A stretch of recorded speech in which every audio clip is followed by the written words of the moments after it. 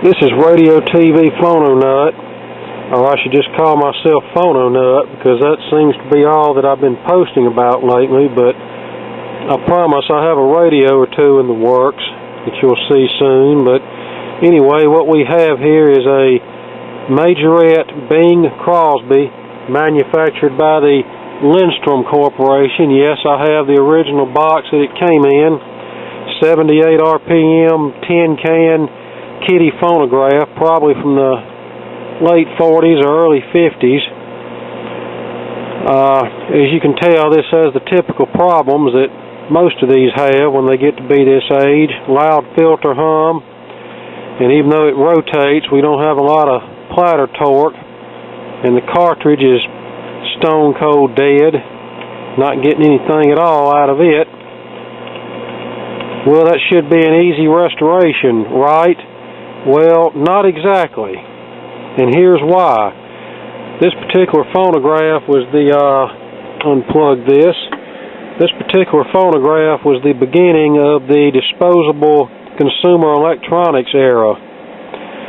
I don't know how much these cost when they were new, but they were not very expensive at all, and there were two versions. One was an acoustically amplified version, and this version here with an electronic amplifier, which is a single stage amp, by the way, 50L6 output tube and 35Z5 rectifier.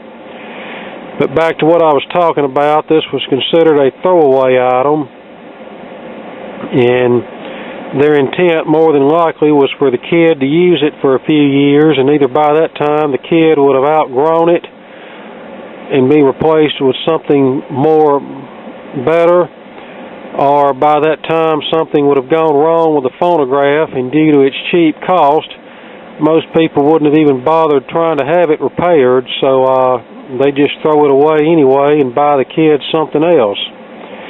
And here's the reason I say that this was meant to be thrown away.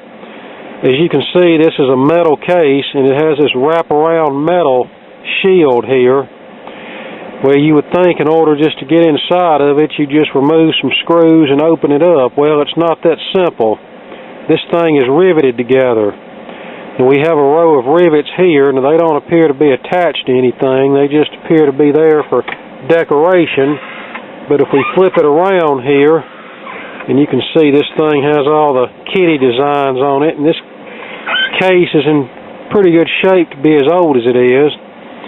Probably because it quit working and someone just stuck it back in the box and let it sit in the closet for 50 years, but it appears these rivets here is what holds everything together, and I'm going to have to carefully drill these out, and then maybe I can separate this half here and get it apart and then get to the amplifier.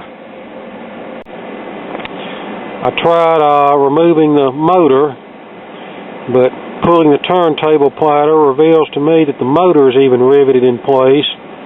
I figured if the motor was screwed in, I could at least remove that and then get to the rest of it from the hole where the motor is, but that's a no-go. Here's the bottom side, 4-inch speaker that's actually screwed in. I'm surprised they didn't rivet that in too. And the only thing they intended for you to remove is this metal plate here. And you do that by removing this foot, and then the plate just slides out from under these little fingers, and that gives you access to the two tubes, as you can see there. And I can tell someone's been in here recently because they marked the chassis with a tube type with a black magic marker, so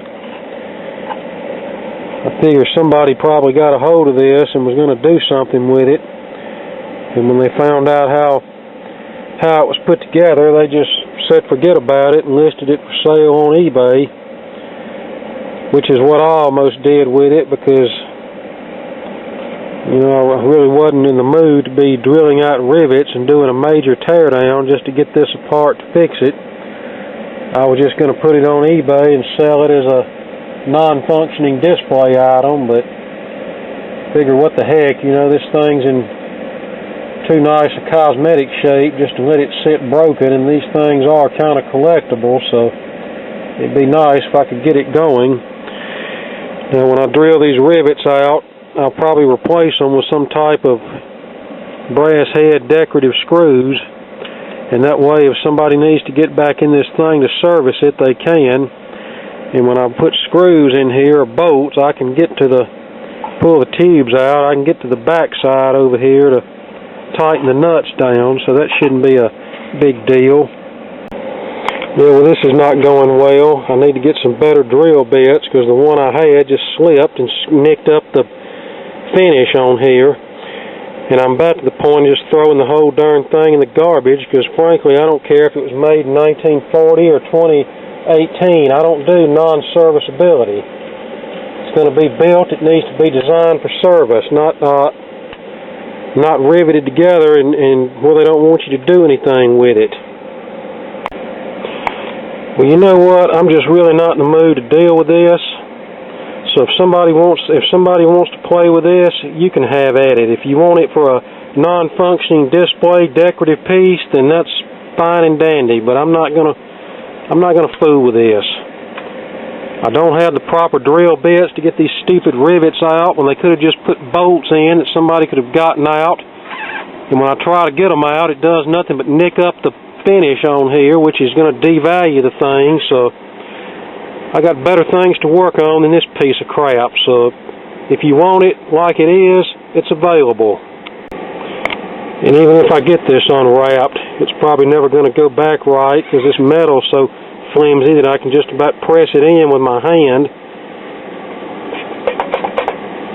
And that's just how cheap these were. So I saw one on here, somebody posted a YouTube video of one of these, pretty much in the same shape mine's in, not working. I realized it was a number of years old, but they're sold for $56 on eBay.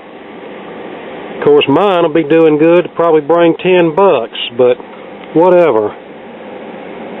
If you want the thing, it's available.